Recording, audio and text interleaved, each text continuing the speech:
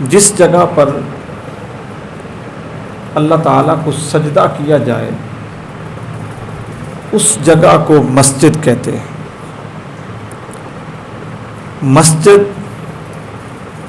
جو مکان ہے، جو سجدہ گاہ ہے، اس کو سجدے کے ساتھ اس لیے منسوب کیا گیا کہ سجدہ عبادت کی معراج ہے۔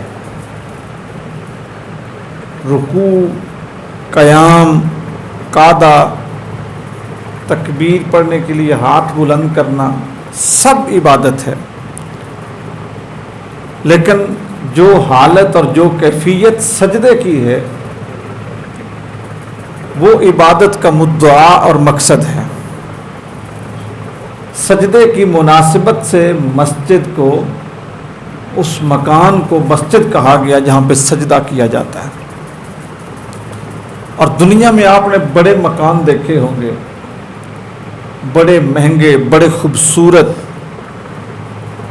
جن کے طرز تعمیر بڑے یونیک ہیں، اور دنیا لاکھوں کروڑوں خرچ کر کے ان کو صرف دیکھنے آتی ہے، اور پھر ان کاریگروں کی مہارت، کاریگری، اس کو دیکھ کے لوگ اپنی انگلیاں دانتوں میں دبا لیتے ہیں کہ کیسے یہ مکان بنا، کیسے اس کا انتظام ہوا، اتنے قیمتی پتھر لگے، اتنا بہترین فرش لگا، ساری چیزیں دنیا دیکھتی ہے۔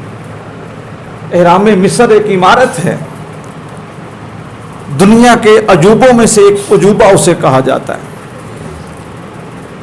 تاج محل انڈیا میں ایک عمارت ہے، لوگ اس کو عشق اور محبت کی ایک بڑی مثال اور نشانی کے طور پہ یاد کرتے ہیں۔ اسی طرح اور دنیا میں سینکڑوں عمارتیں ہیں جو بڑی اہمیت رکھتی ہیں، لیکن کسی عمارت کو یہ شرف اور یہ رتبہ، یہ درجہ حاصل نہیں ہے کہ وہاں پر آنے والا اس عمارت کے فرش پہ کچا ہے یا پکا ہے، کلین ہے یا صف ہے، وہاں پہ اپنی ناک اور اپنا ماتھا رگڑتا ہو۔ یہ درجہ کسی عمارت کو حاصل نہیں۔ کوئی عمارت کتنی مہنگی ہو جائے، کتنی اونچی ہو جائے، کتنی قیمتی ہو جائے، سوائے مسجد کے کوئی عمارت ایسی نہیں جہاں پہ امیر، غریب، فقیر، ہر طبقہ فکر کا بندہ جوتے اتار کے جاتا ہو، ننگے پاؤں جاتا ہو۔ یہ اللہ کا گھر ہے، یہ سجدہ گاہ ہے۔ اس سجدہ گاہ کو یہ شرف حاصل ہے کہ یہاں پہ بیٹھنے والوں میں بھی تمیز نہیں کی جاتی۔ آپ کسی جگہ پہ بھی جائیں اور آپ نے بیٹھنا ہو، آرام کرنا ہو تو تخصیص کی جاتی ہے۔ یہاں پہ وی آئی پی لوگ بیٹھیں گے، یہاں پہ وی آئی پیز بیٹھیں گے، یہاں پہ فلاں کیٹیگری بیٹھے گی، یہاں پہ کام کرنے والے بیٹھیں گے۔ ایک خانہ خدا ہے کہ جہاں پہ اکثر ایسا بھی ہوتا ہے کہ ایک غریب کے پاؤں ہوتے ہیں اور ایک امیر کا سر ہوتا ہے۔ تفریق ہی ختم ہو جاتی ہے۔ کاڑے کی، گورے کی، زمیندار کی، غیر کاشتکار کی، ہر تمیز، رنگ، نسل کی، قوم کی، سب ختم۔ ایک ہی صف میں کھڑے ہو گئے محمود و ایاز، نہ کوئی بندہ رہا نہ کوئی بندہ نواز۔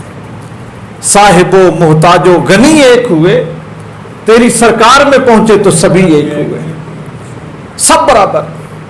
کیا بادشاہ، کیا غلام، کیا آقا، کیا چھوٹا، کیا بڑا، کیا میلے کپڑوں والا، کیا نئے کپڑوں والا، کچھ بھی نہیں رہتا۔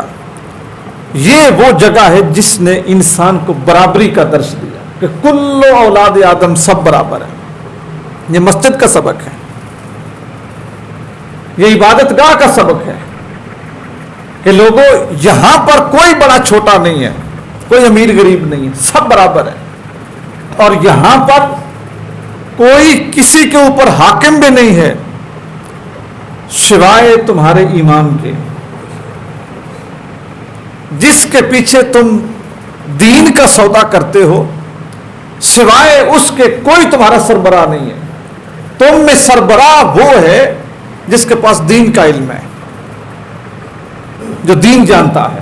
یہ مسجد کا سبق ہے کہ اگر سربراہی کے لیے چننا ہے نا تو اس شخص کا انتخاب کرو جس کو قرآن آتا ہو، جو متقی ہو، جو صاحب علم ہو، جو صاحب حیا ہو، جس کو پتا ہو کہ میں نے پیچھے والوں کو لے کے چلنا کس طرح ہے، کیونکہ اس کی اقتداء میں ہر طبقے، ہر رنگ، ہر نسل کا بندہ ہے۔ ان سب کو جوڑ کے رکھنا یہ امامت ہے، یہ سرداری ہے، ٹھیک ہے، یہ بادشاہی ہے، یہ منصب ہے۔ اگر ایک شخص اپنے پیچھے چلنے والوں کو اکٹھا رکھ کے چل نہیں سکتا، ان کو کاندھے کے ساتھ کاندھا ملا کے کھڑا نہیں کر سکتا، ان میں اتحاد پیدا نہیں کر سکتا، ان میں یگانگت، اخوت اور مساوات پیدا نہیں کر سکتا، تو دوستو یوں سمجھیں کہ اس نے سرداری کا حق ادا نہیں کیا۔ تو مسجد کا سبق یہ ہے کہ تمہارا سردار کون ہے؟ امام ہے۔ جو تمہاری امامت کرے وہ تمہارا سردار ہے۔ بدقسمت ہے وہ معاشرہ جو اپنے امام کو، اپنے سردار کو سوائے ایک مزدور کے، سوائے ایک ڈیوٹی کرنے والے، کام کرنے والے کے اور کوئی اہمیت ہی نہیں دیتا۔ اس کے نزدیک اس کا کوئی رتبہ ہی نہیں ہے، کوئی درجہ ہی نہیں ہے۔ لوگوں کے نزدیک ان کا امام اسی طرح ہے کہ گویا اس نے 5 وقت ہمیں نماز پڑھانی ہے اور اس کے بعد اس کی کوئی ذمہ داری ہی نہیں ہے۔ نہیں، جس طرح مسجد کا گنبد ہوتا ہے وہ مسجد کا نشان ہوتا ہے، مسجد کا محراب ہوتا ہے اور وہ مسجد کی پہچان ہوتا ہے، مسجد کا مینار ہوتا ہے اور وہ مسجد کی علامت ہوتا ہے۔ دوستو اسی طرح اسلامی معاشرے میں مسجد کا امام پورے معاشرے کی پہچان، ان کا علم اور ان کی عزت و ابرو ہوتا ہے۔ مسجد کا تقدس بھی تب پورا ہوگا جب آپ مسجد سنبھالنے والے کو عزت دیں گے۔ اسی طرح مسجدوں کے خادم ہیں، جس طرح کسی چیز کا درجہ بلند ہوتا ہے نا، اسی طرح اس سے منسوب چیزوں کا درجہ بھی بلند ہوتا ہے۔ جس طرح میں نے امامت کی بات کی، کیونکہ مسجد سب سے عزت والی جگہ ہے، مسجد کے ساتھ جو منسوب دروازہ ہے وہ باقی دروازوں سے افضل ہے، مسجد کے ساتھ منسوب جو ٹائلیں ہیں وہ باقی ٹائلوں سے افضل ہیں، مسجد کے ساتھ منسوب جو قالین اور کارپٹ، پنکھے اور بلب ہیں، ٹوٹیاں ہیں، ایون کہ وضو کرنے کے لیے جو بیٹھنے کے لیے نشستیں ہیں جنہیں پنجابی میں ہم بنڈے کہتے ہیں، وہ بھی باقیوں کے ساتھ ملاپ، ان کے ساتھ میچ نہیں کرتے، ان کا رتبہ باقیوں سے الگ ہے کیونکہ ان کی نسبت الگ ہے۔ اسی طرح امام کی نسبت، بے شک انسان ہے، معاشرے کا فرد ہے، ممکن ہے عمر میں چھوٹا ہو، عمر میں برابر ہو، لیکن مسجد کی نسبت کی وجہ سے باحیا ہے، باوقار ہے، باعزت ہے۔ اسی طرح مسجد کا خادم ہے، جو مسجد کی خدمت کرتا ہے، جو مسجد کی صفائی کرتا ہے، جو 5 وقت مسجد کو کھولتا ہے، بند کرتا ہے۔ ہم نے تو نماز پڑھی، پنکھے چلائے، ایک بندے نے ادھر پڑھی تو اس نے ادھر چلایا، دوسرے نے ادھر پڑھی اس نے ادھر چلایا، تیسرے نے ادھر پڑھی اس نے ادھر چلایا۔ مسجد میں آ کے ہر بندہ یہ حق سمجھتا ہے کہ میں اپنا پنکھا الگ چلاؤں گا، چلا کے نماز پڑھ کے رخصت ہو گئے۔ پنکھے بند کرنا، بلب بند کرنا، صفیں لپیٹنا، صفوں کی صفائی کرنا، واش روم دھونا، ان کو ستھرا رکھنا، وضو کی جگہ کو خشک کرنا، کس کی ذمہ داری ہے؟ خادم کی، جو مسجد کا خادم ہے۔ اور میں یہاں پہ ایک درجہ یہ بھی بیان کر دوں کہ یہ خادم عام خادم نہیں ہوتا۔ قرآن مجید فرقان حمید کا پہلا سپارہ ہے، اللہ تعالیٰ نے 2 برگزیدہ ہستیوں کو حکم فرمایا، ایسی برگزیدہ ہستیاں کہ جن سے کلو پیغمبر، تمام انبیاء، ان کی آگے نسل، آگے لڑی ساری کی ساری ان سے چلی۔ ایک حضرت ابراہیم علیہ السلام، دوسرے حضرت اسماعیل علیہ السلام۔ دونوں باپ بیٹوں کو اللہ تعالیٰ نے فرمایا طاہر بیتی للطائفین والعاکفین والرکع السجود، تم نے میرا گھر بنایا ہے، بہت خوبصورت بنایا ہے، تم نے گھر بنانے کے بعد دعا مانگی ہے کہ یا پروردگار اس میں آخری رسول پیدا فرما، ہماری نسل کو زمانے کا امام بنا، ساری دعائیں تمہاری قبول ہیں، اب تمہاری ڈیوٹی کیا ہے، ذمہ داری سنو۔ فرمایا طاہر بیتی، میرے گھر کو صاف کرو، پاک کرو، بالکل اس کے اندر کسی قسم کی گندگی نہیں ہونی چاہیے۔ کس لیے؟ للطائفین، جو اس کا طواف کرنے آئیں، والعاکفین، جو اس میں قیام کریں، والرکع السجود، جو اس میں رکوع اور سجدہ کریں، ان میرے مہمانوں کے لیے میرے گھر کی صفائی کرو۔ یہ ڈیوٹی لگی حضرت ابراہیم علیہ السلام کی اور حضرت اسماعیل علیہ السلام کی، دونوں باپ بیٹا، اور اس ڈیوٹی کو کرتے رہے۔ آج بھی جو مسجد کا خادم یہ کام کرتا ہے نا، وہ اپنے آپ کو اس صف میں شمار کرے، اپنے آپ کو اس صف میں شمار کرے کہ میرا شمار ان لوگوں میں ہوتا ہے جن کی ڈیوٹی اللہ تعالیٰ نے صفائی کی لگائی ہے، اور باقی وہ لوگ جو ان سے استفادہ کرتے ہیں اور مساجد میں آتے ہیں اور اونچی آواز میں بولتے ہیں، اوئے بوئے سارے لفظ جو ان کی زبان پہ آتا ہے وہ بول دیتے ہیں، اوئے انج نو کیتا، او یہ نو کیتا، او وہ نو کیتا، او تو لبدا نے۔ تھوڑا سا بولتے ہوئے نا اپنے لہجے کو چیک کریں کہ میں کس کے نوکر کے ساتھ بات کر رہا ہوں، میں کس کے نوکر کے ساتھ بات کر رہا ہوں۔ اس کا جو مالک ہے نا وہ اس کی بےزتی برداشت نہیں کرتا۔ ہمارے پاس جو لوگ کام کرتے ہیں ہم ان کی بےزتی برداشت کرتے ہیں، ہمارے جو حمایتی ہوتے ہیں ہم ان کی بےزتی برداشت کرتے ہیں، ہم اپنے قریب رہنے والوں کی بےزتی برداشت کرتے ہیں۔ یقین کر دیں دوستو، میں نے خود یہ موقع تھا نا، یہ ہیلمٹ کا گورنمنٹ نے سختی کی ہوئی تھی، ہیلمٹ پہنے ہیلمٹ پہنے، میں نے اپنی آنکھوں سے کئی لوگ ایسے دیکھے جب پولیس ان کو ناکے پہ روکتی تھی تو وہ اپنی جیب سے ایک کارڈ نکالتے تھے، وزٹنگ کارڈ کسی نہ کسی سیاسی لیڈر کا۔ ایک گجرات میں جا رہا تھا، گاڑی میں تھا، ایک جگہ پہ ناکا لگا تھا تو انہوں نے روکے ہوئے تھے لوگ، تو ایک بندہ کھڑا ہے، جیسے انہوں نے کھڑا کیا تو اس نے جیب سے کارڈ نکالا، چونکہ وہ روڈ کے اوپر تھا کام، روڈ بلاک ہو گئی تھی، کافی لوگ کھڑے تھے، تو میں نے بھی گاڑی کے شیشے سے دیکھا کہ یہ دکھاتا کیا ہے، اس کے پاس کون سا ایسا سرٹیفکیٹ ہے کہ اس کو انہوں نے لکھ دیا کہ تم ہیلمٹ نہ پہنو۔ تو وہ میں نے شیشہ تھوڑا سا نیچے کیا تو میں نے وہ بات سنی، اس کے ہاتھ میں کارڈ تھا اور وہ ایک سیاسی لیڈر کا کارڈ تھا، ان کو دکھا رہا تھا، کہا رہا تھا یہ بھائی صاحب سے بات کریں، میں ان کا یہ ہوں، میں ان کا وہ ہوں۔ خیر وہ معاملہ پتہ نہیں رفع دفع ہوا یا نہیں، لیکن میں وہاں سے نکل گیا۔ لیکن میں یہ چیز سوچتا رہا کہ جو لوگ بھی کسی کے ساتھ منسوب ہوتے ہیں ان کو اپنی نسبت پہ کتنا مان ہوتا ہے، اور جس کے ساتھ منسوب ہوتے ہیں وہ ان کی نسبت کو قائم بھی رکھتا ہے، چاہے وہ سیاسی ہے، چاہے وہ مذہبی ہے، چاہے وہ لسانی ہے، چاہے وہ طبقاتی ہے، جو بھی نسبت ہوتی ہے لوگ اس کی قدر بھی کرتے ہیں کہ فلاں میرا ہے۔ تو جو صبح جھاڑو لے کے اللہ کے گھر کو صاف کر رہا ہے نا، اور جو برش لے کے اللہ کے گھر کے اندر جو لیٹرینے ہیں ان کو صاف کر رہا ہے، اس کی نسبت عام نسبت نہ سمجھو، پتہ نہیں وہ اپنے رب کو کتنا پسند ہے۔ تو اس کو اوے کر کے بلانا، اس کو نفرت سے بلانا، اس کو دھدکارنا، اس کو حقارنا، اور اس کے ساتھ ایسے لہجے میں بات کرنا کہ گویا کہ یہ ہمارا زر خرید غلام ہے، ان چیزوں کے اوپر تھوڑا سا ہمیں غور و فکر کرنا چاہیے۔ ایسا رویہ اختیار نہ کرے کہ اس کا دل دکھے اور وہ خدا کے حضور شکایت کرے کہ اے میرے پروردگار، نوکر میں تیرے گھر کا ہوں، یہ تیرے بندے میرے اوپر خدا بنے ہوئے ہیں۔ تو خدا کا خادم اگر اللہ سے آپ کی شکایت لگائے گا تو عین ممکن ہے کہ تم سخت پکڑے جاؤ۔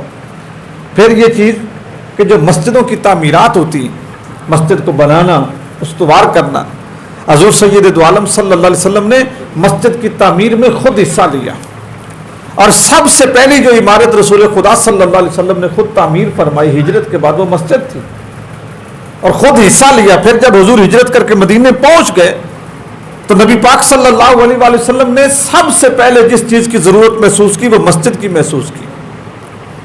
حضور نے اپنے صحابہ سے یہ نہیں فرمایا کہ آپ کے لیے گھر بنانے ہیں، کالونی بنانی ہے، ایک سوسائٹی بنانی ہے، پہلے آپ اکاموڈیٹ ہو لیں تو پھر ہم مسجد بنائیں گے۔ سب سے پہلی ضرورت جس چیز کی حضور نے محسوس فرمائی وہ مسجد تھی، اور نبی پاک صلی اللہ علیہ وآلہ وسلم نے ایک قطع اراضی اس کے لیے دلچسپی ظاہر کی۔ حضرت ابوبکر صدیق رضی اللہ تعالیٰ عنہ پیش تھے، اور روایات میں آتا ہے کہ سارے پیسے انہوں نے ادا کیے، مسجد کے لیے جگہ خریدی گئی۔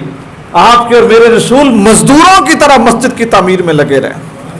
حضور خود گارا بناتے، گارا اٹھاتے، دیواروں کے اوپر اس کو رکھتے، اور دیواریں اونچی ہو رہی تھیں۔ نبی پاک صلی اللہ علیہ وآلہ وسلم کے اپنے جو حضور کے کپڑے تھے، حضور کا جو لباس تھا، اس گارے کے اندر وہ جو ہے نا اس کے اوپر وہ مٹی لگ جاتی تھی۔ رسول خدا بنفس نفیس شریک تھے، صرف ترغیب نہیں دی۔ اور پھر جب مسجد بن گئی تو نبی پاک صلی اللہ علیہ وآلہ وسلم اس مسجد کے ساتھ اتنی محبت کرتے تھے، حضور دعائیں دیتے جو مسجد کی صفائی کرتا، جو مسجد کو روشن کرتا۔ سب سے پہلی جو روشنی کا انتظام ہوا مسجد نبوی میں، وہ ایک یہودی تھا اور اس نے مسجد کو روشن کیا۔ نبی پاک صلی اللہ علیہ وآلہ وسلم تشریف لائے تو مسجد میں چراغ جل رہا تھا۔ حضور نے فرمایا کس نے جلایا؟ صحابہ نے اس شخص کا نام لیا۔ حضور نے فرمایا نہیں، آج کے بعد اس کا یہ نام نہیں ہے، اس کا نام سراج ہے، سراج چراغ کو کہتے ہیں۔ اس یہودی کو پتا چلا کہ رسول خدا صلی اللہ علیہ وسلم نے میری اس کوشش کو اتنا اپریشیٹ کیا ہے، میرا اتنا پیارا نام رکھا ہے۔ حضور کے اس نے اخلاق سے متاثر ہو کے اس نے کلمہ پڑھ لیا۔ حضور نے کلمہ پڑھ لیا۔ مسجد کے اندر ایک لکڑی کا ستون تھا، رسول خدا صلی اللہ علیہ وسلم اس کے ساتھ ٹیک لگا کے اپنے صحابہ کو خطبہ ارشاد فرماتے، نصیحت ارشاد فرماتے۔ کوئی مشورہ ہوتا تو حضور وہ مشورہ اپنے صحابہ کے ساتھ ایسا کرتے۔ مدینے کی ایک عورت نے مٹی کا ممبر بنایا، مٹی کی ایک کرسی ممبر بنا کے وہاں پہ رکھا۔ رسول اللہ صلی اللہ علیہ وسلم کو بڑے پسند آیا۔ حضور اس کے اوپر تشریف فرما ہو گئے۔ جیسے حضور اس کے اوپر بیٹھے تو وہ جو لکڑی کا تنا تھا نا، جس کے ساتھ حضور پہلے ٹیک لگاتے تھے، اس نے رونا شروع کر دیا، اور ایسے روتا تھا جیسے بچہ ماں سے بچھڑ کے روتا ہے۔ تو زندہ ہے واللہ، تو زندہ ہے واللہ میری چشم عالم سے چھپ جانے والے۔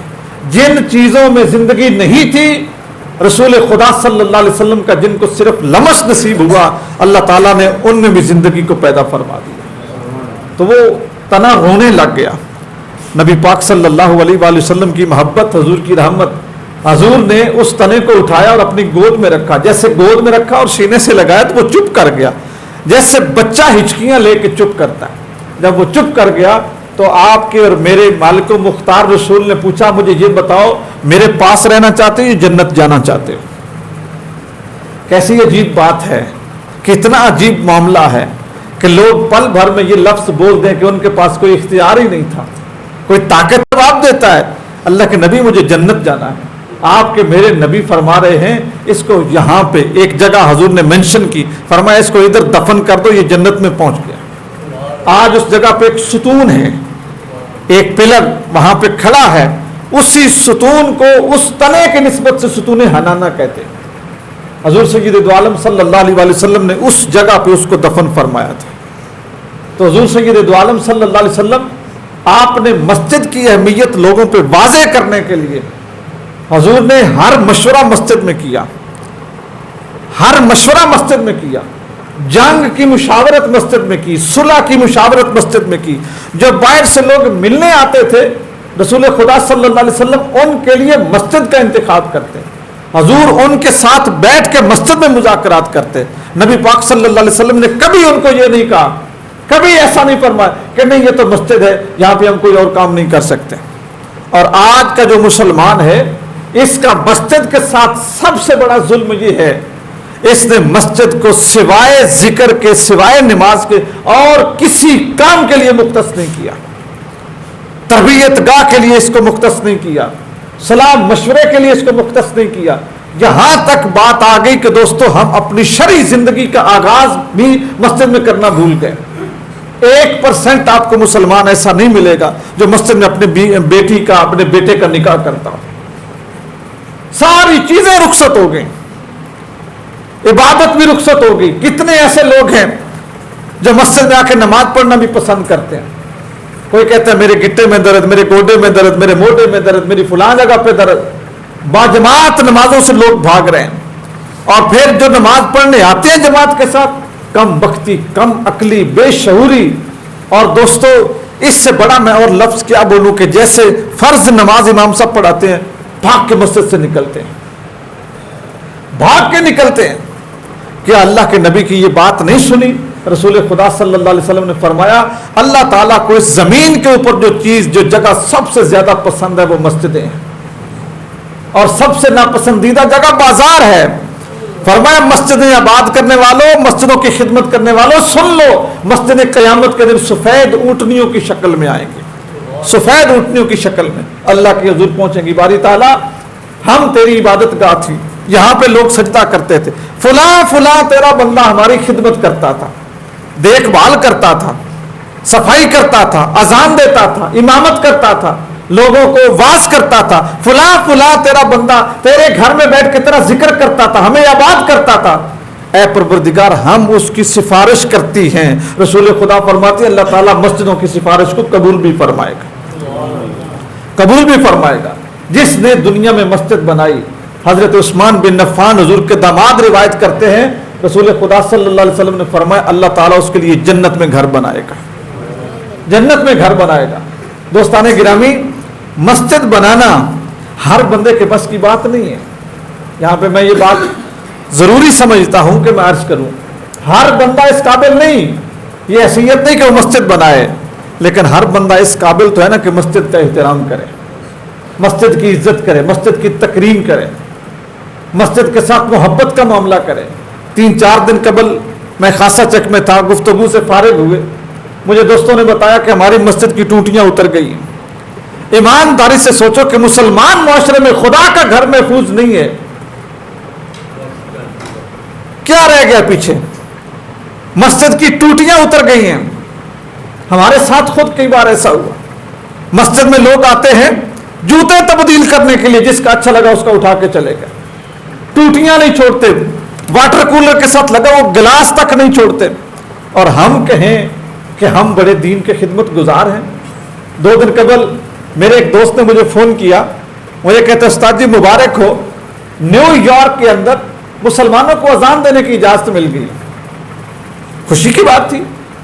نیو یارک کا جو میئر ہے جس کو ہم چیئرمین بولتے ہیں، اس نے اجازت دے دی کہ مسلمان لاؤڈ سپیکر پہ اذان پڑھیں اپنی عبادت گاہوں میں. سپیکر اس سے پہلے اجازت نہیں تھی، یہ پرسوں اجازت ہوئی، 3 دن پہلے، 2 دن پہلے. مجھے اس نے امریکہ سے فون کیا، کہتے جناب ادھر تو بڑی خوشی منائی جا رہی ہے. تو اس کے جو بات کرنے کا لہجہ تھا نا، اس میں وہ مجھے محسوس کروا رہا تھا کہ یہ اسلام کی جیت ہے، مسلمانوں کی جیت ہے، مجاہدین کی جیت ہے، ہمیں مبارک ہونی چاہیے. یہ چیزیں وہ تھوڑی سی مجھے محسوس ہوا کہ وہ یہ کہہ رہا ہے. میں نے اس کو کہا کہ اسلام کی جیت، مسلمان کی جیت، قرآن کی جیت، دین کی جیت، مذہب کی جیت، اس سے بڑھ کے خوشی ایک مسلمان کو کیا ہو سکتی ہے؟ میں مانتا ہوں اس سے ہمیں خوشی ملنی چاہیے، ملتی ہے. لیکن جو نیو یارک میں جو اذان کی اجازت ہوئی ہے نا، یہ حسن مسلمانوں کا نہیں ہے، یہ حسن امریکہ کا ہے. یہ محنت ہماری نہیں ہے، یہ ان کا ویژن ہے، یہ ان کا ظرف ہے، یہ ان کی جمہوریت ہے، یہ ان کا کمال ہے. اس میں ہمارا کمال نہیں ہے. ہم نے کون سا اسلام کو اتنا خوبصورت مذہب بنا کے لوگوں کے سامنے پیش کیا کہ لوگ اس کو فالو کریں؟